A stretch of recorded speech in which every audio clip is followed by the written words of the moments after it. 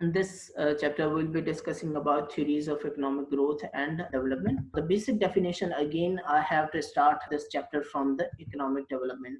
It has a different side of economic development. In first chapter, we discussed the basic definition of economic development that was different. But in this, we are trying to get into depth of that development, what actually the development looks like. So in this, economic development occurs with reduction of what? Reduction and elimination of poverty.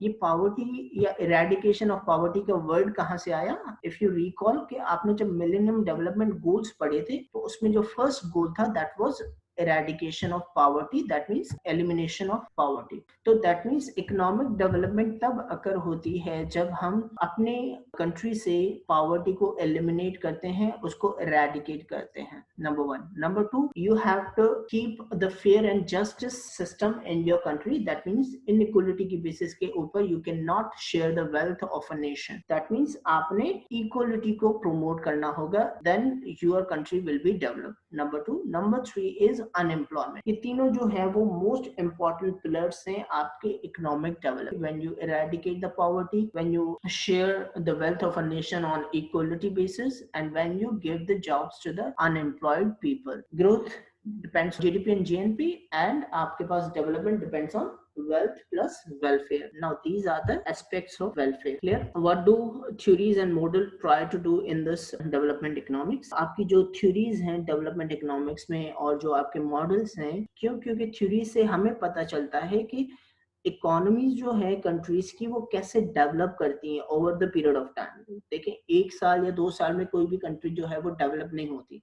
It takes years to develop a country. तो जो theories होती हैं वो उनको explain करती हैं और predict करती हैं कि किसी भी इकोनॉमी को डेवलप होने में कितना टाइम लगा या किसी इकोनॉमी को डेवलप ना होने में कितना टाइम लगा. ये दोनों चीजें हैं. ठीक है.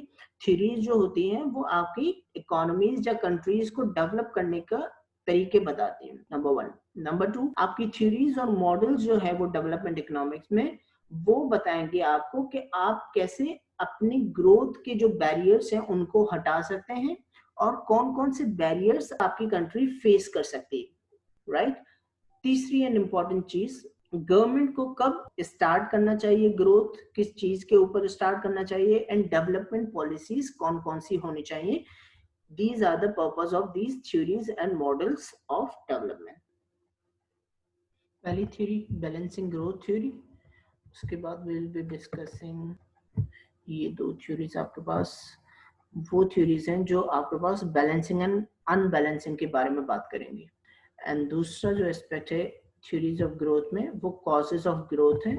In this we'll be discussing about Rostow 5-stage model, right? And इसमें जो इम्पोर्टेंट थ्योरी है एक तो ये है, एक मॉडल ये होगा, एक होगा dependency theory. The first picture of balance growth theory is that कि किसी भी डेवलपिंग नेशन उसको मार्क्स ने जो है वो एक पर्टिकुलर टर्मिनोलॉजी से रिप्रेजेंट किया है, that is called vicious circle of poverty, and said developing countries are facing this major problem which is causing the hindrance in their growth of the economy. अब vicious circle of poverty होता क्या है? Vicious circle of poverty is basically the cycle of poverty.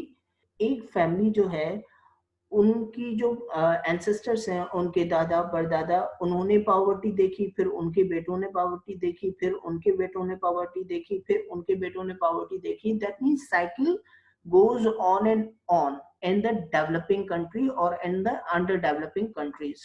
ठीक है. और इस vicious cycle को break करना बहुत जरूरी है because the people who are facing or bearing this vicious circle of poverty will not be able to break this down. So there is an external force required to break this vicious circle of poverty, and that force or power is in the hand of government.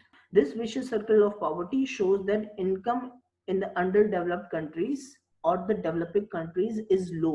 जब उनके पास low income होती है तो वो क्या करते हैं, उसको सेव भी कम करते हैं क्योंकि they have to spend their income on food, on cloth, on shelter, on medical need. This low saving will lead to low investment. अगर हम कहते हैं कि वो लो इन्वेस्टमेंट करते हैं, low investment will lead to an other aspect that is low production. ये सारी चीजें कैसे शुरू हुई? जब हम पॉवर्टी में रह रहे हैं, and that poverty is a vicious circle of poverty, that means the poverty which was given as a gift from our ancestors, which requires the start और inducement of investment from the government side, क्योंकि इस cycle को जो है वो government ही break कर सकती है।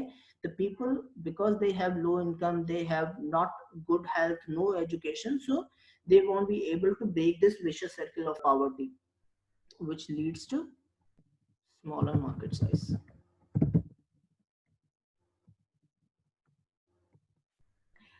सेकेंड पिक्चर ये कहती है, government is responsible for the simultaneous expansion of industries.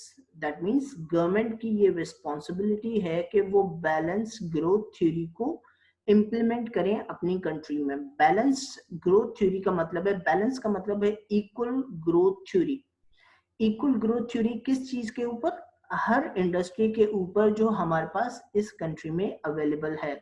that can be agriculture, that can be technological, that can be telecom, that can be oil, ठीक है, that can be manufacturing, कोई भी industry हो।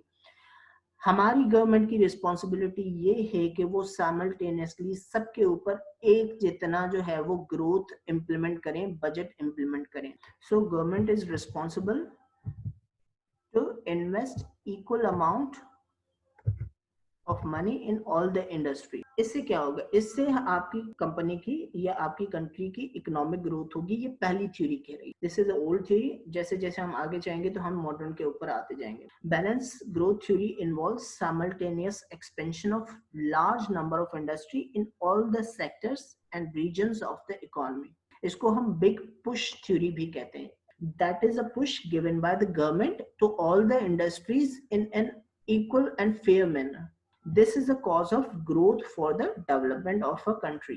एक चीज माइंड में रखें कि आपकी कंट्री पहले ग्रो करती है फिर डेवलप करती है, and those countries who are developed they do not develop again, क्योंकि वो एक डेवलपमेंट के पॉइंट के ऊपर पहुंच चुकी हैं तो वो फिर ग्रो करती हैं सर। बट एक डेवलपिंग कंट्री के लिए पहले ग्रो होना जरूरी होता है, दैट मीन्स वेल्थ होना जरूरी होती है, and then they start developing themselves in the part of welfare.